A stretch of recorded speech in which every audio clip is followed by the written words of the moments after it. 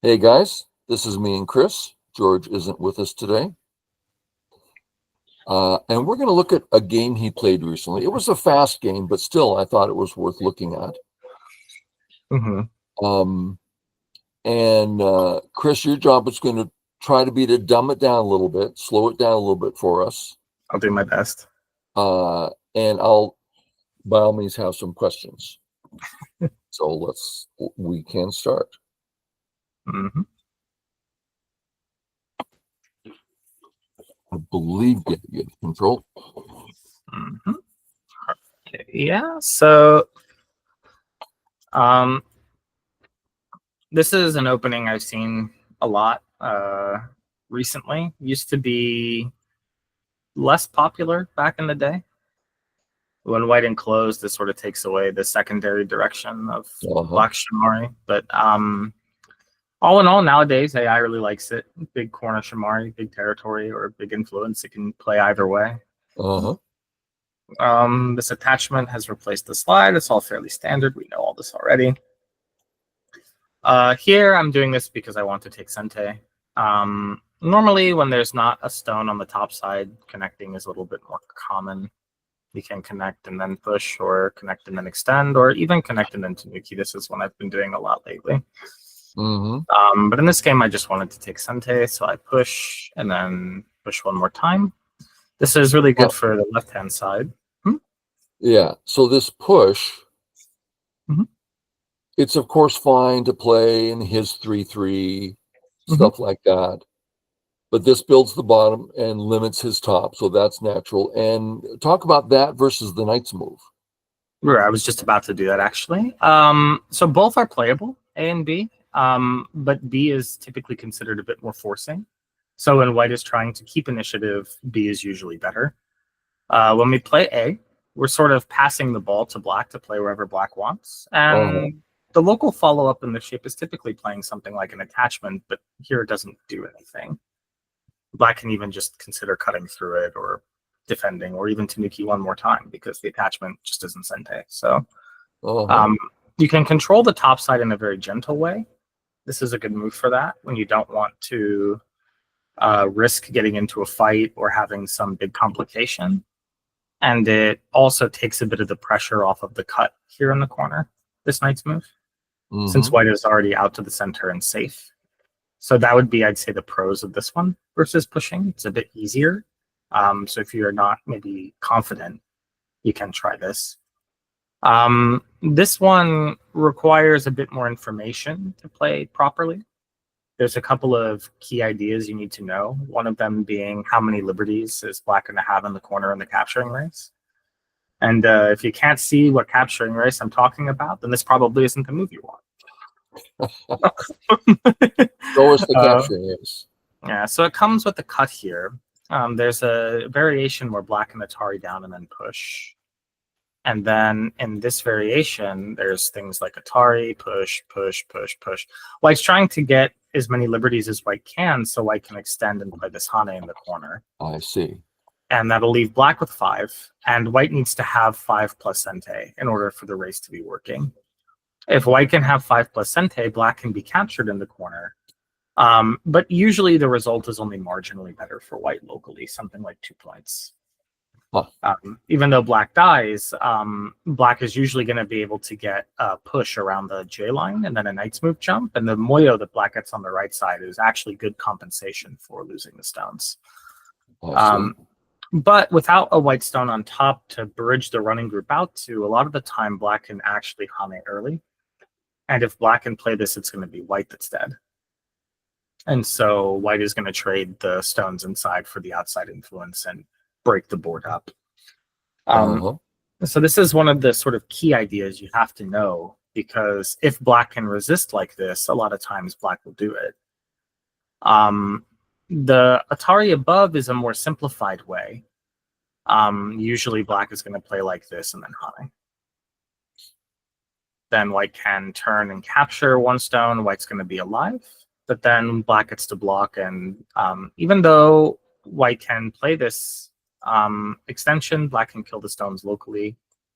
And if white goes to live here, then black can save the corner. So they're kind of like Black's corner is okay, and then the eye here with this block. Uh-huh. And this result can be good or bad depending on the whole board. Generally speaking, we don't usually see this one without combing because it's going to be slightly better for black.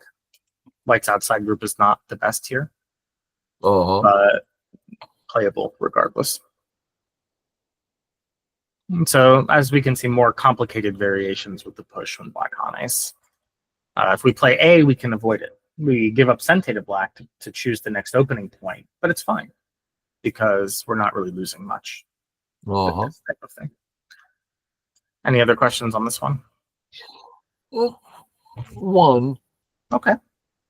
What about white taking this move on the left somewhere? Where would it be? And we'll start with where would it be? Probably one of these three. Okay. And show me black's response, I assume, would be on top. Yeah, probably turn in all cases. Okay. Because the point here, this sort of diagonal line here, is kind of like the border between both moyos. Whoever starts playing out towards this diagonal is going to be flattening the opponent while growing themselves. And that sort of thing is very big. So if black doesn't turn, black would very likely play this one to prevent white's further development in the center. Part of my question here, go ahead. I was going to say, because right now, white's kind of got this almost Sanrense-like position. And white would really like to grow it to another dimension at A, start making the box with it. Yeah. So blocking the box is big. What about the idea that it's hard for, put the black stone back. It's kind of hard for black to play on the left because there's so many white stones, but it's easy for white to play on top. Right. That's also true. Yeah. White's got a very natural continuation up there. And for black, whatever black does on the left, black has to struggle. So can we say this isn't necessarily bad for white? It's playable. Yeah. This would be a matter of style.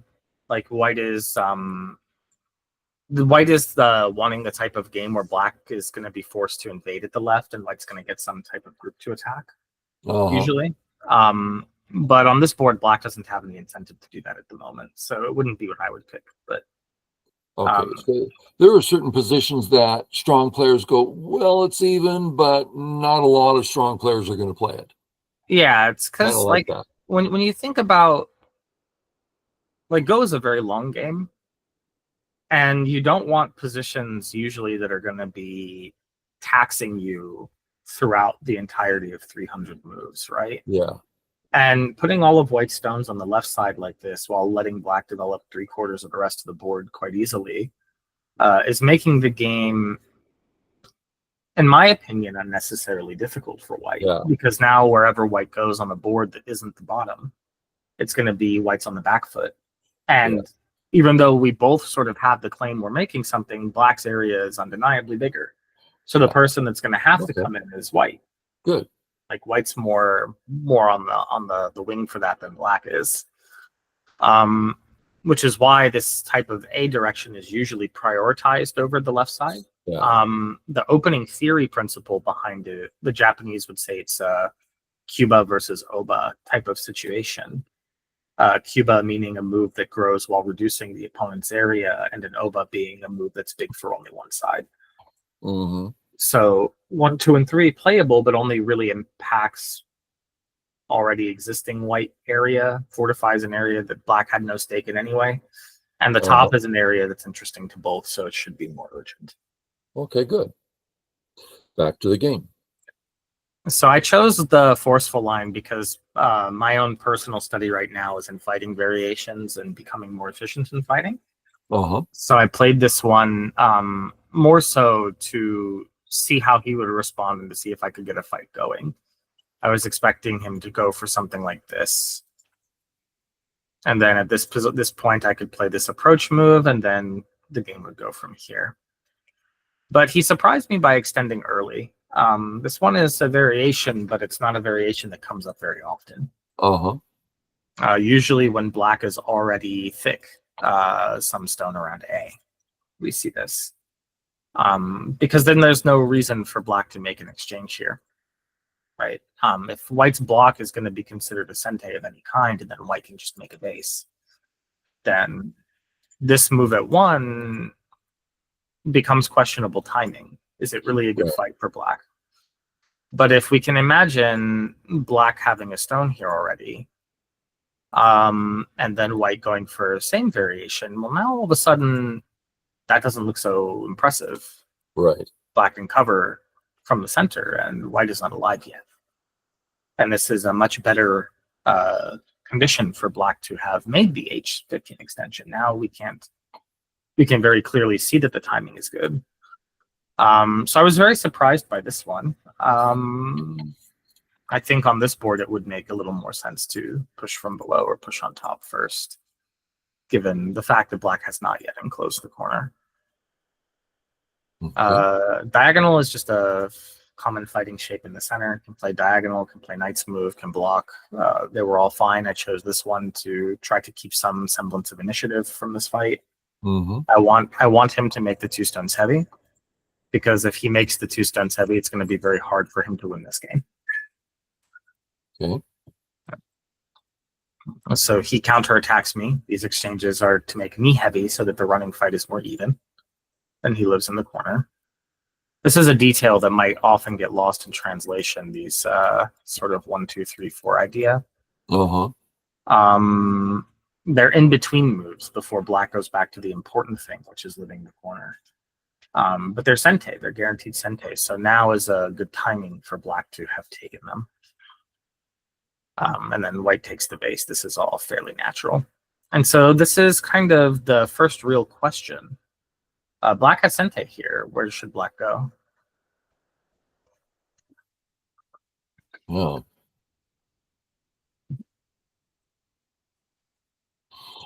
I want to let's answer that a little bit. Mm-hmm. I took control. Yeah, you're good. I just wanted to mark the cutting stones. Yeah. So I like to keep things simple. So my question is, I'll go, well, I have 2 entities that would like some help. Mm-hmm. Are one of these not important? So the A stones, I don't think they're going to be doing much attacking or defending or points. I tend to think of giving this away, but if white takes them, it's a really valuable center strength. Mm-hmm. So I feel real bad about having those A stones there. Mm-hmm. Mission accomplished. So am I correct that I have to defend them and I don't want to? Correct. Yeah. They're very important now, unfortunately, especially because black has made the J18 L17 exchange. Those exchanges become worse if you throw the A stones away. Okay, so if I'm forced to help the A stones, the moves that come up, A's nice and fast, B's just too slow. Let's move B over 1. Okay, it's a knight's move, but I'm at least pressuring your C stone. So if I look at B and I go, if he starts fighting me, is he going to get in trouble? And I'm going, I don't think so. So I don't say anything about playing A. Yeah, A is a good one. So 1 space or 2 space jump, both playable. Knight's move to the center should be playable. Knight's move to the left side should be playable. Like maybe instead of A, I might consider E. To get close to the cut? Yeah, to start putting some pressure on the cut. And then that way, at the very least, if we do throw the cutting stones away, the E stone is sort of limiting the scope of white's thickness. That's a good head position for our group to be at because it's limiting the development of white's left side. Yeah. Independent of the cutting stones. So which I like we're all told don't run with the knight's move. Could you play these knights moves and show if white cuts, why it's not a problem for black? Yeah, so if white like plays the bump, this type of thing, well, in this case, black has a ladder, but we'll go ahead and we'll assume that black just simply throws the ladder stones away. So white does get a benefit capturing the two stones, right? Okay. By connecting A and B, the white group is now effectively alive, but the cost of the living was that the entire left side potential that white had was now completely erased. Okay, so feel free to run with the knight's move if you're willing to give up the stones. Right, if you don't mind being cut. Okay. Yeah. Well, okay. So run with the knight's move. If you're cut, either your important cutting stones sacrifice that stone and they help you get out, or they're not important cutting stones and you get to do the other side. So it's all about, please cut me. I want you to cut me. Because if we think about it, right, how is black going to improve the position of the two stones that black hates? I mean, it's hard. Yeah. It's very hard to want to like those stones. So if black can find a way to make them expensive for white to capture, black is thrilled. Because then you don't have that burden. White does. Okay. So since we started this whole thing with, I don't want these stones, but I have to do something, then A actually becomes a bad move. It's a bit heavy. We want one of the three and beg him to cut us. Okay. Yeah, and by that logic, could also play here. Yeah. Right, because Makes again, perfect sense now. Yeah, now we're just this and that. Yeah. We're working it. Yeah. So you can try to treat them flexibly, right? It is painful to lose them, like I said, because if you do lose these stones, then the 1, 2, 3, 4 exchanges become minus exchanges for black. They're exchanges that lose points. But that's only because in Tawari, you would never make these exchanges if the cutting stones were already dead. Right? So generally speaking, if you're going to make these exchanges, you want to fight, but you should do it in a way that gives you a bailout if possible. In the game, he played this attachment, which I think was a bit of a suspicious direction, but it's okay. His emphasis is, I don't like the two stones. I'd rather grow the right side in a big way. So he's paying more attention to his area rather than what's going on in the center, simply because he doesn't want to deal with it. Right. And so now this is just making everything thick. Tell me about N15. Why are we playing that? For black to get the turn would be painful for white. So if, like, let's say I ignore this and I break the right side, right?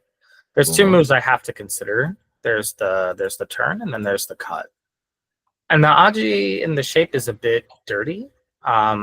If black cuts, for example, and I have to Atari this way and black connects, capturing the 3 stones becomes painful if I can even do it to begin with.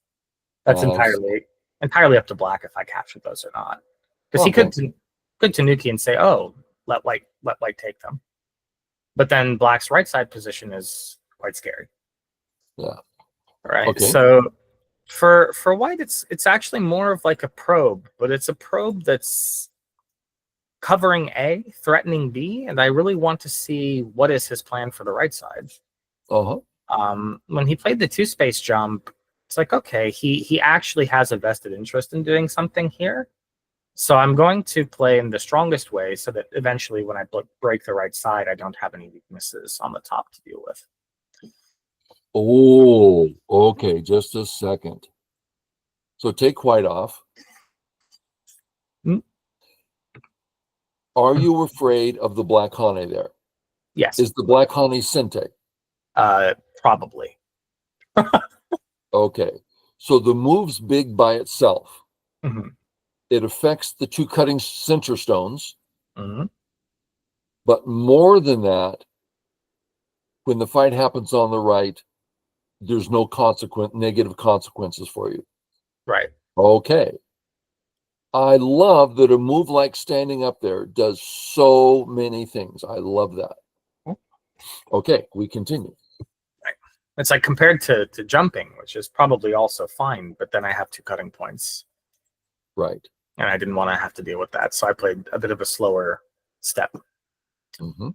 And then black came in. So nothing more productive to do on the right side. Black could have played here, but it wouldn't have stopped white's invasion. Right. White can still invade here, so no point. The left side is bigger now, undisputably, so black comes in. This is fairly standard play where you can get base either side, right? Right. So this is all most people watching should understand and recognize this move. But my feeling is that so far from the fighting on the top, white's probably gained a little bit. I don't have Comey this game because of the rank difference. But the game is already looking like it's probably fine for white despite that. Direction. It's basically a choice for white, A versus B. Because of the fact that we have the context of these 2 cutting stones looming, even though I'm prepared to fight if I have to, I respect that, so I play the B side. Strengthen the group in the corner to make it less likely that those 2 stones are going to be problematic later. Can we say that the other option doesn't take a lot of territory? No, it really doesn't. Because even after, let's just imagine black defend white Tanuki. After black is already alive, there's still this point that you have to worry about. Yeah. This can do a very good job. If white has to cover the Ogema and black can extend, it's going to do a very good job of sort of limiting the scope of white's corner. Yeah. Okay. So it's kind of, it's basically, it's the equivalent of white answering this move here. Yeah. It's almost no difference. So B makes a lot of sense, and there's a great deal white can do there in the center anyway. Right. So kick just to concentrate the black group, force it to stand, and then knight's move press. This is a very common idea. You can find this in many old Go books. I don't know if it has a name, but it's you kick to over concentrate by forcing him to stand, and then you start surrounding with this chasing move towards the center. If black ignores it, then the follow-up plan for white is very simple. You can press down from the center, or you can hane from below. These are kind of the 2 common variations, depending on what it is you want black to do. Either live locally or run to the center. So I don't think that one really needs too much. Black runs. This is fine. I choose to press. Try to get the exchange. Here it was a very sharp response. I didn't know he knew this one. So this one sort of caught me off guard. Obviously, the hope is that black is going to play here and then white's going to get both, right? Yeah. But then black didn't let me get both. And now I'm sort of hard pressed. Do I defend the corner or not? If I don't, then there's problems here. This is another sort of basic shape, but I don't have the ladder because of the F6 stone. And the upper right, I can't catch it. So because of that, I decide to block the corner and keep my attacking pressure. And it's successful because black jumps to the center one more time.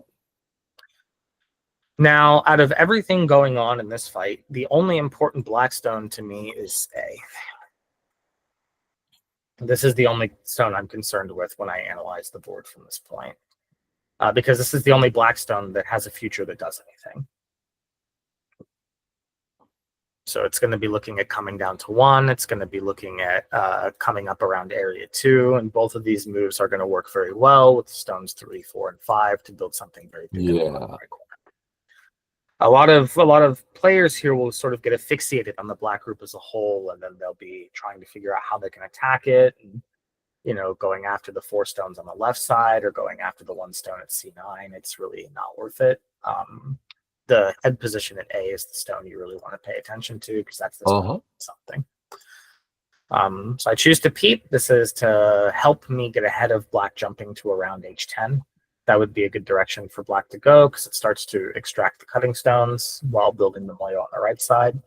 So I'm playing this as a probe to get ahead of that and then start to surround from the profitable direction. This is continuing the chase. And then he's like, okay, my moyo is too big time to come in. And this I feel Let me like ask is a side question here. Mhm. If we talk about Comey, we'll just say it's 6 points. Yeah. And we say, we have 220 Qs and there's a 6-point Comey. Yep. That's absolutely ridiculous. It means nothing to them. You could have Right. a 30-point Comey. It just doesn't mean anything. So at what point do the two players really feel the 6 points? What would you say? Probably 5 Don. Yeah. I would say mid Don is really where Comey starts making a difference. Yeah. Because at that point you should have, and we're talking like average 5 Don plus, Mm-hmm. 5.5 Don up to 6 Don, 7 Don. But right about there, you guys should both have strong enough opening skills that you can get through the opening with no significant loss, and the average point loss for exchange should be less than 5 points. Yeah. And at that point, once your margin of error, your average margin of error is less than Comey, that's when Comey starts to be felt. Yeah, I would have said the same thing. I would have said 3 and 4 Dawn are feeling it for sure, but 5 Dawn is where it starts getting, serious. It really means the game. Yeah. Okay, good. That was just a side question. It's Back a good to you. It's a question I thought a lot about, actually. Uh-huh. But yeah, so he comes in, and this kind of position, I don't want to say that like objectively this is a wrong move or anything. Like textbook wise, this is what he should be doing. Right? The center that White is building is clearly the biggest thing on the board right now. So Black getting in there sooner rather than later should be on most players' minds. Psychologically, when I see this move, I find it very difficult to lose the game. Because strategically now, this move is kind of like my vehicle to win the game. Yeah, fill that out. Tell me what you mean. So it's a move that on its own is close to zero impact. In terms of when I think of the middle game, what I think about is handling groups, right? So attack, defense, life, death, the group, strong group, that kind of thing. This move does not help the G6 group, which is still not yet alive. So it's Tanukiing the chase, right? Like offhand already, it's playing away from the ongoing fight in the bottom left corner, the running fight, to handle a big area. That's an endgame thing, more or less. Because it's about the points. It's about how big is the center. It's too many points. Okay, well, let me catch up here. This is important stuff. So, sure.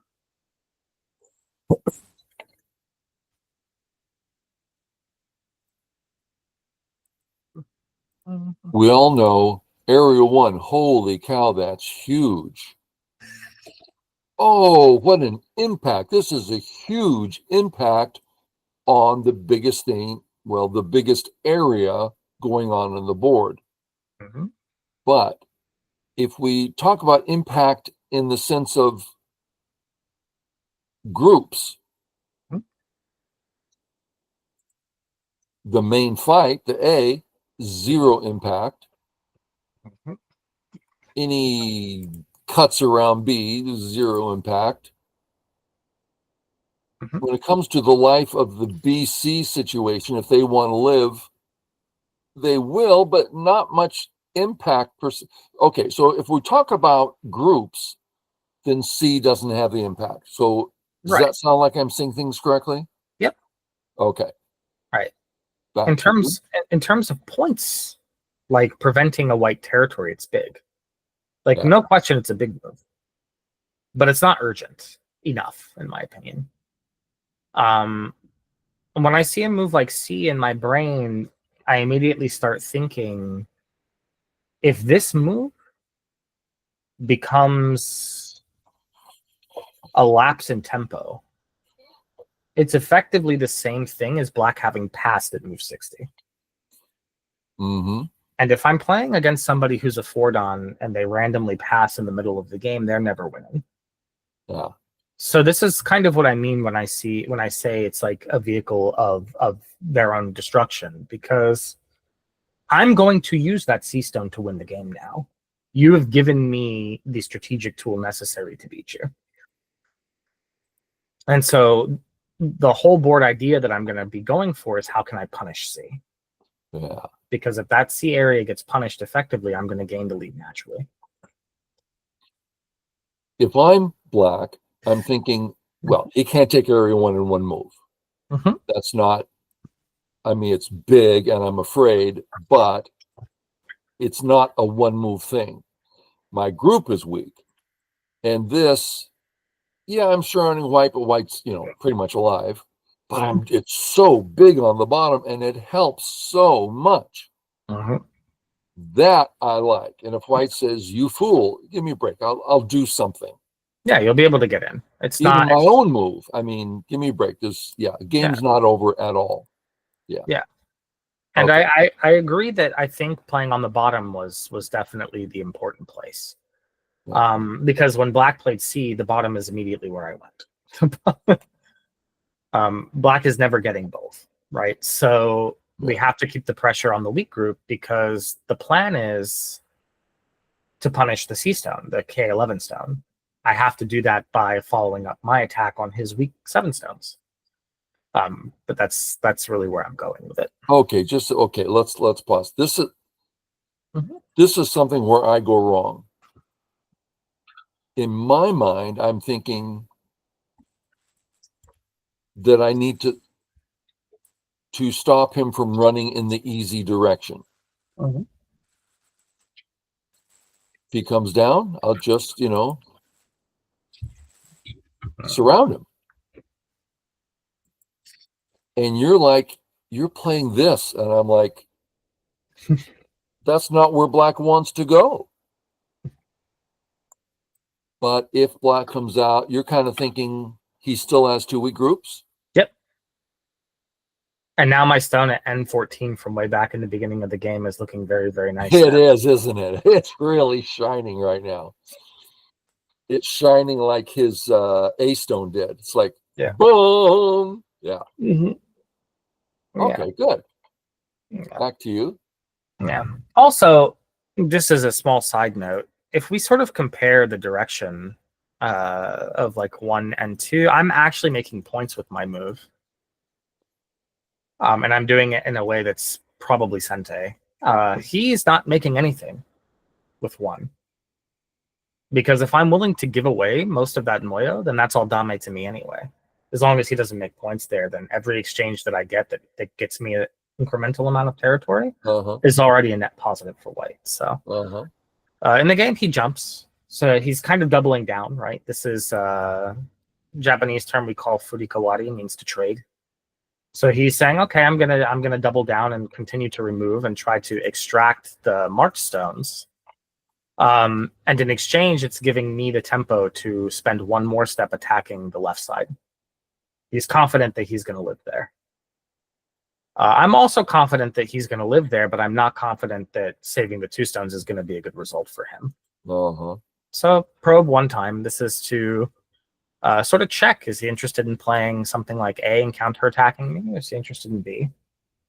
If he plays thin area, yeah, if he plays A, then I'll sacrifice and I'll kill the cutting stones.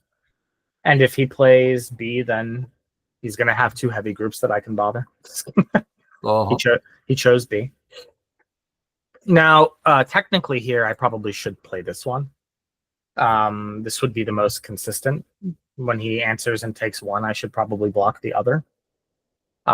Even though sometimes there can be some Tesuji options for black around here that don't really work on this board because this sort of direct idea is going to result in the bottom getting surrounded. In the game, I chose to cash out a little bit more. I probed the base a little bit to see how he wants to play, but this gives him the time to come back and take this if he wants it. So this is a small mistake on my part. But he answered, so now it's just good for white. So I get to come through and bother him some more. And so now the fight starts in earnest here, but his group at G6 is really cut off now. And the group in the center needs to find some way to secure 2 eyes in a way that I actually care about, that's meaningful. So this is a small exercise in life and death reading to save the white group. Not really much to talk about. It's a forced sequence. Yeah. Black gets to stabilize the cutting stones in the center, but I don't really care about them. The left side 5 stones for black have now died. And if black is not careful, then the 7 stones below will also be dead. If that happens, then living in the center was not enough. So at this point, I'm feeling, okay, how he handles the 7 stones is going to determine whether or not the game stays even or whether or not I pull ahead or he pulls ahead, right? And so he comes from this direction and then escapes. And for me, it's just a question of liberties. Do I have enough liberties to kill the 5 black stones? Yes. So jumping here for black, not Sente. So I looked at locally, I could play A, try to poke his shape, but then he's going to fix, and I don't really get a lot. A lot of players will play that reflexively. If you need the liberties, play A. If you don't need the liberties, leave it, because later you might attach around 1 or probe around 2 and surround the whole thing rather than helping him fix. So at this point, I had an option. I could play something around B or I could play something around C. I wasn't quite sure if there was really a lot more value playing around B at this point. I think the AI said B was the biggest area in the game. I played on the right side because the right looked bigger to me. That's really what that one came down to. Because I could swim around the center at F13 area, but if something doesn't die there, then it's relatively small compared to the right, I think. He pincers, and then what I play here is kind of like a local follow-up in the shape to take advantage of the fact that he's trying to surround me with such a thin position.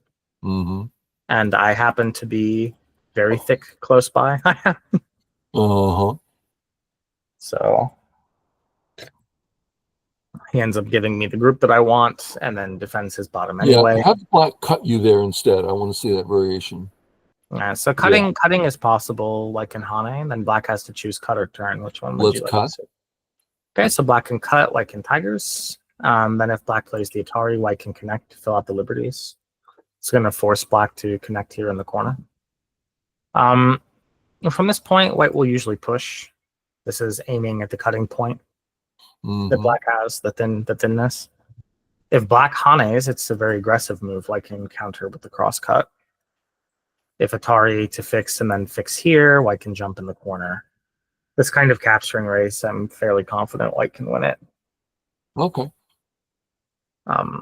Because often white gets too many liberties inside the corner and gets the approach liberty inside the corner, and that approach you have the corner, he doesn't. Wins the capturing race pretty easily.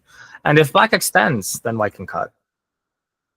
Black can block, white can cut, and black can't really defend the corner because of the wrong Atari, because of the Atari, right? So in this case, black would have to bamboo, and then against the bamboo, it's the same vital point. White can just smack a stone here and kill the black stones in the corner. So okay, good. Thank you.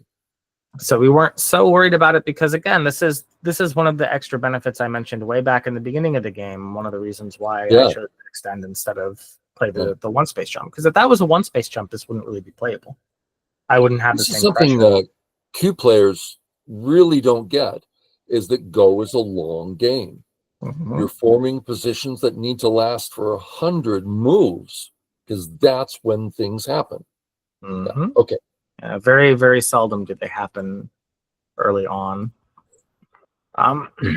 So yeah, I think if I remember this game correctly, even around here, the AI said black was still slightly better. The game looks relatively even to me. And we're starting to head towards an end game now. The only real questionable black group is the group in the center. So he defends this one to get ahead of my shenanigans at the corner that I mentioned earlier. If black had played, for example, here to block that big point, then for white, it would just be a matter of some move like this, and then maybe even some probe here. If black answers, then white can come down and try to get the big place. So he wants to avoid me getting some free Sentes and combination to take the bottom. So he played this one. which is quite good, I think. It's fine. I push because this gains points.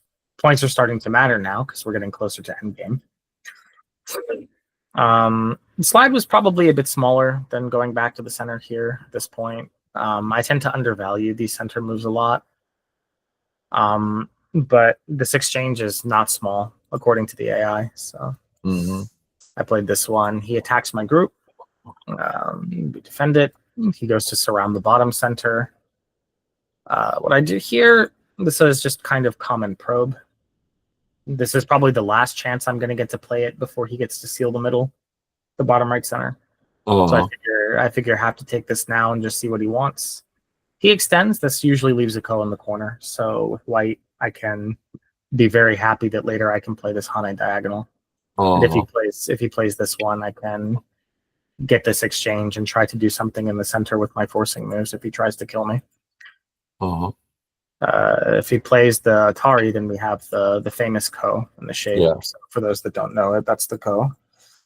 So I was fairly happy with that exchange. This is my only weak group. I'm defending it while playing in the big endgame area. So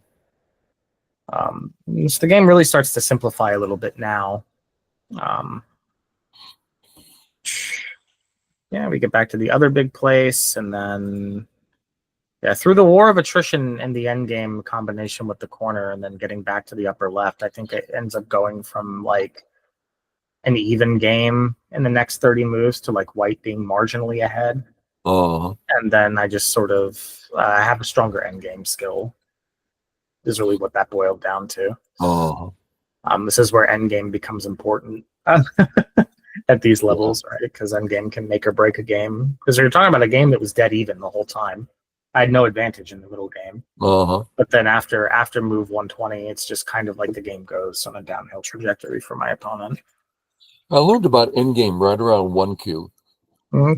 And once I learned it, it's like, man, against other players of my level, I'm gaining 20 points in endgame every game. It's remarkable to me how many points you can get. Oh, yeah. Just because people don't know how, like, one of the most common things that I see is Q players will play something that looks big in the center, but it's Gote. And they have like 3 Sente second line endgames. Yeah. That are like 12 points apiece. Yeah. And it's like, well, you don't gain 12 points. That's the swing value. You're probably going to gain roughly half of that. But if you're getting 3 6-point exchanges for free, and the center is only worth 20 points in Gote for your opponent to take it, you're already coming out on top. Yeah. Like you're coming out like 8 points better. Yeah. And the endgame math just works, you know. And so that's really what this game boiled down to, because now I have a 3-point lead.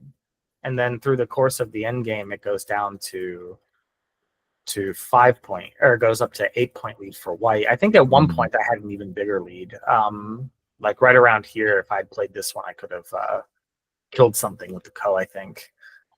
But at this point, I wasn't thinking about it because I counted I was ahead, so I just connected and gave him the easy move. Because at this point, I know I'm winning by roughly whatever Comey amount would be, 6, 7, 8 points, somewhere thereabouts. How do you count with only 15 seconds? I keep a running tally of the score during the game. So I don't really like accurate, like I don't do a lot of accurate counting until maybe move 80 to 100 roughly. In the beginning of the game, I sort of have a running score, like delta score, what I think the game is based on the exchanges I've seen. I have a rough idea of how many points were gained or lost. So I'll keep a count, kind of like I'm counting cards, like, oh, the count's like +3 for me, or +4 for me, or -2 for me, or -4 for me. And then as I'm evaluating and I'm counting exchanges, I'm figuring out what the swing value is, converting the swing value to the delta change, and I'm tracking the delta change the whole game rather than counting points. It's just more efficient for me that way. I tend to, if my opponent makes a mistake and it's like a small mistake, I get just kind of like a physical picture of, okay, a small amount. Yeah. And then, they make another small mistake. Okay, I'm a medium amount ahead, about a half a stone. And I kind of do it in quarters. oh, I'm a stone ahead, I'm a stone behind, Yeah. and it's like it's pretty vague, but it works for me. Yeah, as long as it works and and you're consistent with it, right? Because the only time counting fails is when you're trying to count multiple different ways. Right. Mm. For me, if I'm tracking the delta change the whole game, my margin of error is typically within 1 to 3 points, Uh-huh. if that. And by the end game, if I have time, I'll actually manually count every point. Mm. But usually the difference in score is whatever my delta change in score number is, or within a reasonable enough margin of error in the end game that I'm pretty sure I can pull out a win. I don't do accurate counting unless I absolutely have to, because most of the games that I play are very, very, very fast games. Yeah. Right. And so that was the game. This game against Dennis. At this point, White's lead is fairly settled. It's not, unless White makes a huge mistake and dies somewhere, it's not really possible to gain 7 points for Black in this end game. Mm-hmm. There's only an even amount of like 1 point to half point end games left. Yeah. It's just, the points just aren't there anymore. Yeah. Okay, good. Well, it's very helpful to me, and hopefully someone listening got something out of it. Kind of high level stuff, but still good. If George isn't here next week, we can look at that game with Kitani you had loaded as well. Because Kitani is, I believe, a female player from Korea who studies under Gojuan 5P. I thought that game was very interesting, given some of the early decisions that Kitani made were not decisions of the 2020s. Let's put it that way. A little bit of an older style. It was very interesting to see it. Yeah, I'll look forward to that. We'll make a point of it. Right, okay, cool. Chris, thank you very much. Audience, we will see you later. Bye. Bye.